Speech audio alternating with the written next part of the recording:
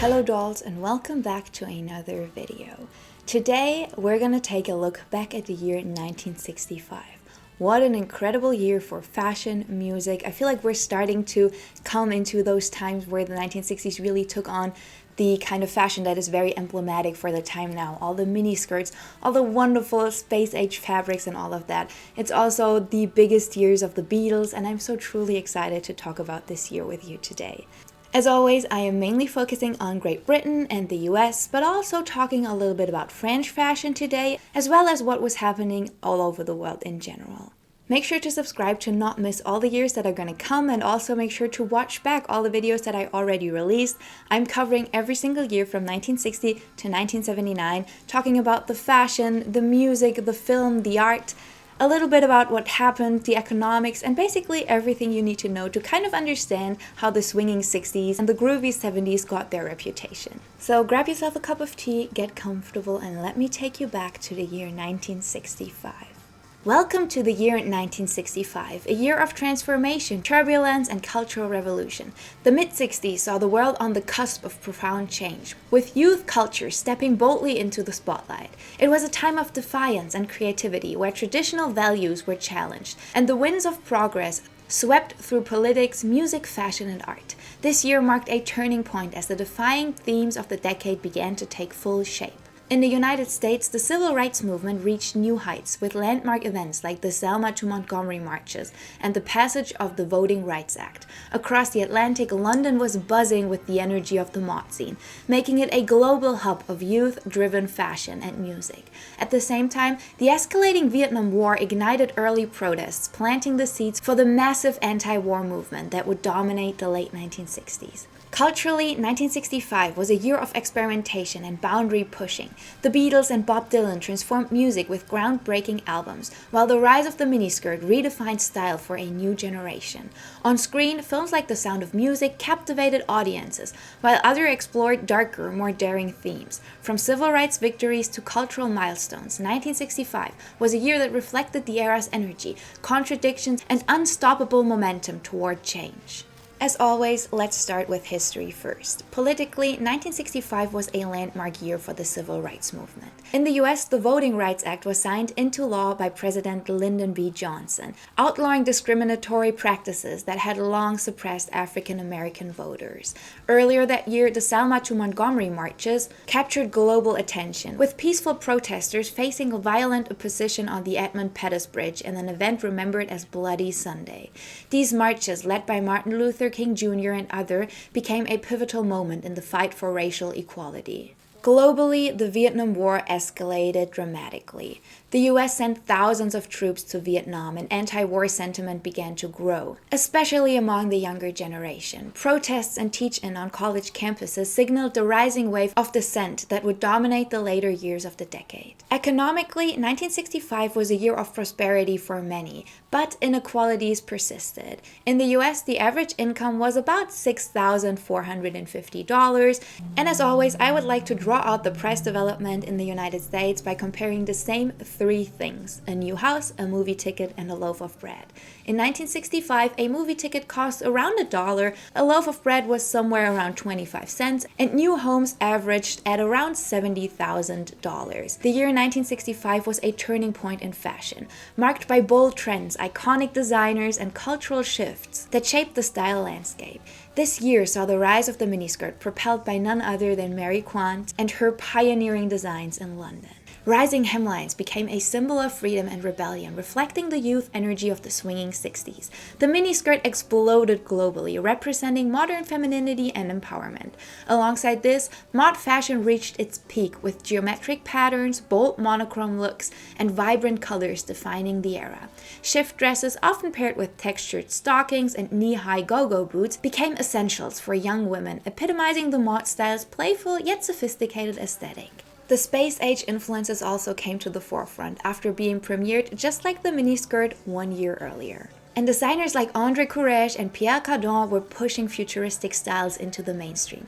Metallic fabrics, streamlined silhouettes, and accessories such as visors and oversized sunglasses captured the excitement of the space race. That is definitely the inspiration behind my look of today. This is very much that classic mid-1960s space age inspired style with the high neck, all the metallics, and the shiny fabric overall. I really love this look. Just to kind of round this off, but I'm going to talk about it later. My hairstyle is inspired by the one and only Cynthia Lennon. She wore a hairstyle just like this to the premiere of the Help movie by the Beatles, but we'll talk more about that later. Yves Saint Laurent's Fall-Winter 1965 collection introduced collar-blocked shift dresses inspired by Piet Mondrian's abstract art, blending fashion and art in a way never seen before. Simultaneously, bouffant hairstyles dominated, reaching new heights and complementing the bold, polished looks of the time. The rise of ready-to-wear fashion marked another major shift as department stores began offering stylish, affordable pieces to cater to the growing youth market. For men, mod fashion influenced everyday style, with slim-cut suits, striped sweaters, pea-coats, and corduroy trousers. Tighter fitting pants and longer hairstyles indicated a shift toward a more relaxed and youthful style. While Chelsea boots became a true staple, the influence of rock and roll icons, particularly the Beatles, contributed to this modern, playful look that saw the man of the 1960s depart drastically from the 1950s conservative suit styles. Legwear also became a key accessory, with brightly colored and textured stockings and fishnet tights complementing the bold, geometric styles of the time. While the mod style definitely dominated most of 1965, Eastern Indian and psychedelic influences were starting to creep up in fashion magazines. This is something that I quickly wanted to address because it's something that is generally interesting to know about fashion. So most of the time, trends will first of all appear in magazines, and it most of the time will take a couple of years for these trends to make it into the mainstream. So when we look at, for example, Vogue articles and like the Vogue, Harper's Bazaar, all of these magazines from 1965, you will start to see some silhouettes and designs that are definitely more characteristic for the later 1960s, but 1965 was the year where psychedelic patterns and these oversized kaftans, all of these Afghan coat influences, started to slowly but surely make their way into fashion. Hairstyles featured volume and dramatic shapes, with the bouffant continuing to dominate as a polished, voluminous look. At the same time, the pixie cut, popularized a year later by none other than Twiggy, introduced a short, androgynous style that reflected a shift towards minimalism and a more boyish beauty ideal. Men's hairstyles also saw change, with longer, tousled hair becoming popular, influenced by rock stars such as the Rolling Stones or the Beatles.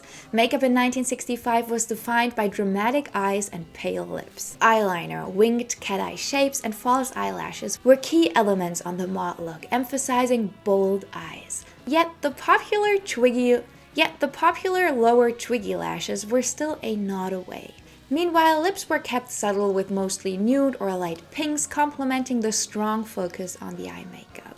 Pastel eyeshadows, often paired with white highlights, gave the eyes a doll-like effect. Blush was applied lightly for a youthful glow, complementing the playful experimental beauty ideal that dominated the year. 1965 was a year of transformation, with fashion breaking free from traditional constraints and embracing youthful energy and creativity. The year saw the convergence of youth culture, art, and the space age, leading to a dramatic shift in how people approached fashion. The miniskirt mod style and the new focus on ready-to-wear collection set the tone for the rest of the decade, solidifying 1965 as a defining year in the evolution of fashion. Musically speaking, 1965 was a landmark year as the boundaries of popular music expanded dramatically, driven by innovation, experimentation, and cultural shifts. The Beatles, already global superstars, continued to redefine the musical landscape of 1965. With the release of their highly anticipated record Help in August of 1965, the band showcased their continued evolution, offering tracks like Yesterday, which displayed a new introspective side of their songwriting. However, it was their later album, Rubber Soul, released in December, that truly marked their artistic leap. Rubber Soul was a departure from their earlier, more pop-oriented sound. blending folk, rock, and Indian influences. The album's lyrics became more personal, dealing with themes of love, introspection, and social reflection. Songs like In My Life and Norwegian Wood, This Bird Has Flown signaled a shift towards more complex, thoughtful music, paving the way for the experimental sound that would define their later works like Sgt. Pepper's Lonely Hearts Club Band. Meanwhile, across the Atlantic, Bob Dylan made waves at the Newport Folk Festival in July of 1965 by famously going electric. His performance with an electric guitar and backing band shocked the folk music community and caused a rift between him and some of his traditional folk fanbase. However, it marked the beginning of Dylan's exploration into rock and roll, and songs like a Rolling Stone solidified his place in rock history. With its surreal lyrics and distinctive sound, Like a Rolling Stone became one of Dylan's most famous tracks and a turning point in both his career and the broader rock genre. On the rock front, the Rolling Stones continued to build their legacy as the epitome of rebellious rock and roll music. 1964 was a banner year for them, as their hit single I Can Get No Satisfaction became one of their most enduring anthems, symbolizing youth, disillusionment, and defiance. The track's riff, considered one of the most iconic in rock history, became synonymous with the Stones' image as the bad boys of rock and roll. Their album Out of Our Heads, released in 1965, showcased their ability to blend rhythm and blues and rock and pop into a sound that was unmistakably their own. Motown continued its dominance in 1965, with the label's artists not only defying the sound of the decade, but also shaping the broader cultural landscape. Groups like the Supremes, led by Diana Ross, were at the forefront of the Motown sound, and their hits like Stop in the Name of Love and Back in My Arms Again topped the charts, cementing their status as pop royalty. Meanwhile, Marvin Gaye released his album Moods of Marvin Gaye, which began to showcase his vocal range and versatility.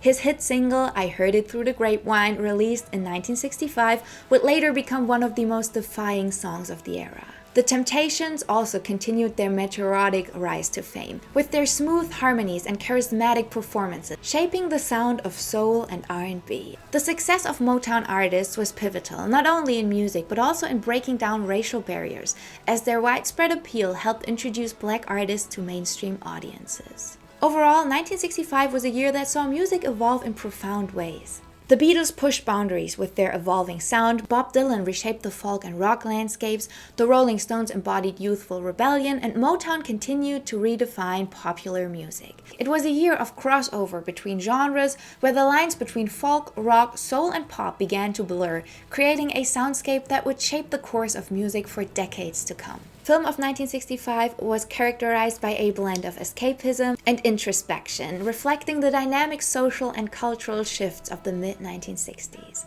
Audiences were treated to a mix of sweeping musicals, thrilling spy adventures, and dark psychological exploration, all of which mirrored the tension and transformation of the era. One of the most significant releases of 1965 was The Sound of Music.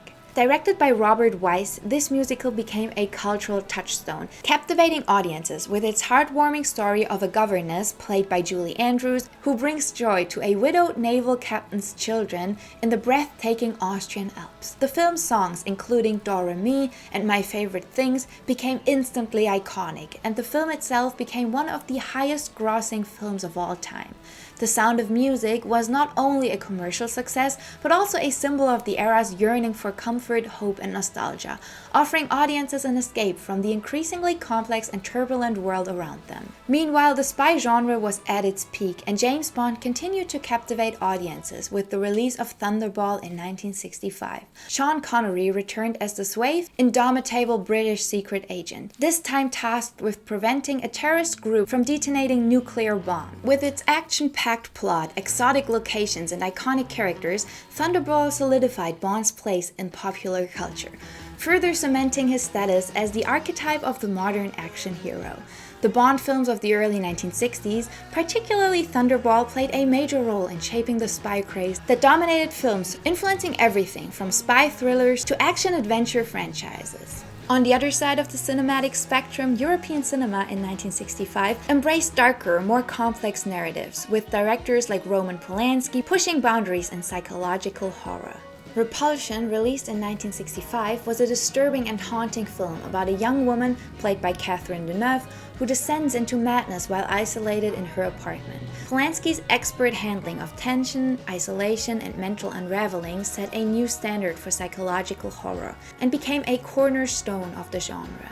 Repulsion showcased Polanski's emerging talent for films that blended psychological depth with unsettling atmospheres, which would later be fully realized in 1968 with his career-defying work Rosemary's Baby. In 1965, a diverse cinematic landscape emerged where escapism and introspection coexisted.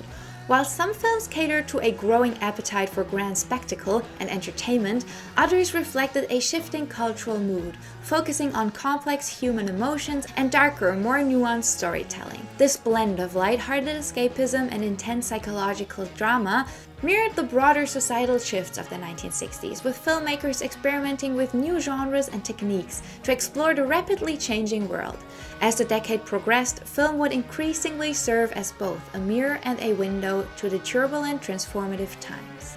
1965 also saw a bunch of iconic celebrity weddings, with a lot of my favorite 1960s icons tying the knot. To start the year off, on February 11th, Ringo Starr, 25 at the time, married 18-year-old British hairdresser Maureen Cox at the Caxton Hall Register Office in London. Later that year, on June 19th, Canadian folk singer and songwriter Joni Anderson, who would later be known as Joni Mitchell, tied the knot with American folk singer Chuck Mitchell in Port Huron, Michigan, marking the day her famous name Joni Mitchell came together. In August, former fashion model and fitness guru Jane Fonda, 27 at the time, married 37-year-old director and producer Roger Vadim in Las Vegas. A few months later, on November 14th, American singer and actress Judy Garland got married to actor Mark Herron. Just a week later, on November 22nd, folk icon Bob Dylan, who was 24 at the time, married 26-year-old model and actress Sarah Lowndes. While all of these couples had the most fabulous mid-1960s weddings, I have to add here that most of them would divorce within the next 10 years to come. So what does 1965 really add up to? It was a year of bold change where the cultural landscape shifted dramatically and political tensions escalated. The year saw pivotal moments like the escalation of the Vietnam War, which sparked protests across the US, and the landmark Civil Rights Act of 1965, which expanded voting rights and aimed to end discrimination. In music, the Beatles continued their global dominance with albums like Help and Rubber Soul, while Bob Dylan took rock music in a new direction. Fashion reflected the sense of youth-driven rebellion, with miniskirts, go-go boots, and mod styles taking over.